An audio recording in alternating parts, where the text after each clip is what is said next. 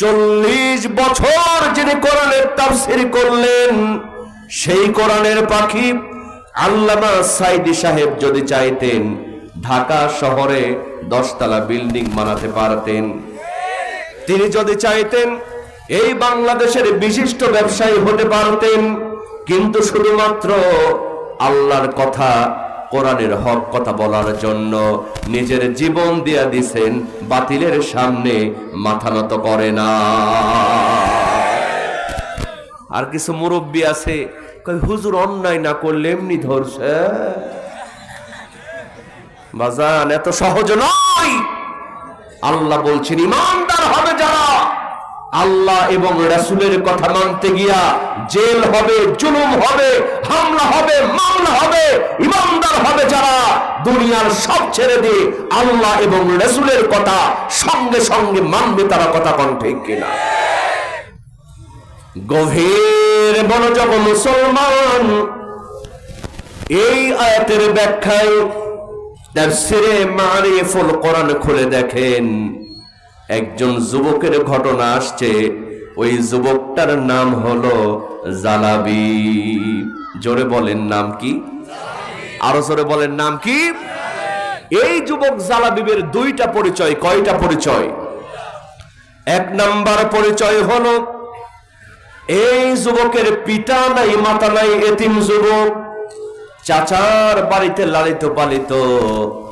আর 2 number পরিচয় হলো এই যুবকের চেহারাটা ভালো না, বেটে কুৎসিত কদাকার চেহারার একজন যুবক এই জালাবি। আমার ভাইয়েরা বলেন তো, আমাদের সমাজে যাদের টাকাও নাই, চেহারাও নাই, এলাকার লোকজন তারে কোনো দাম দেয়? কি বলেন দাম দেয়?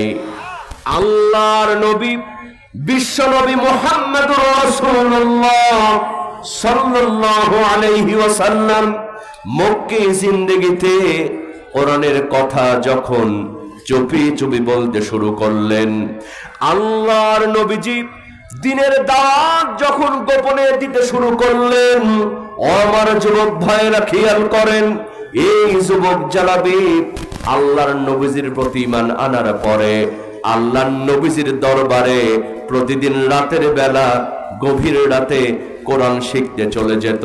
জোরে জোরে কন্যা বাবা সুবহানাল্লাহ।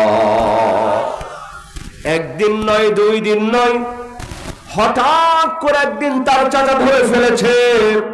ধরার পরে বলতেছে, জালাবি, লক্ষ্য করে দেখলাম রাত যখন গভীর হয় তুমি যেন কোথায় চলে যাও, আবার সকাল হওয়ার আগে তুমি বাড়িতে চলে আসো। ও জালাবি, আজকে সত্যি করে তুমি বলো, প্রতিদিন রাতের বেলা কোথায় তুমি চলে যাও?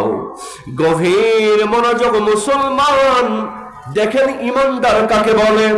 এই যুবক জালাবি বলছেন, চাচা, যেই নবীজির কদম মোবারক চুমতে পারলে আকাশ এবং জমিন ধন্য হয়ে যায়, আমি সেই বিশ্ব নবীজির দরবারে প্রতিদিন রাতের বেলা কোরআন শিখতে চলে যাই।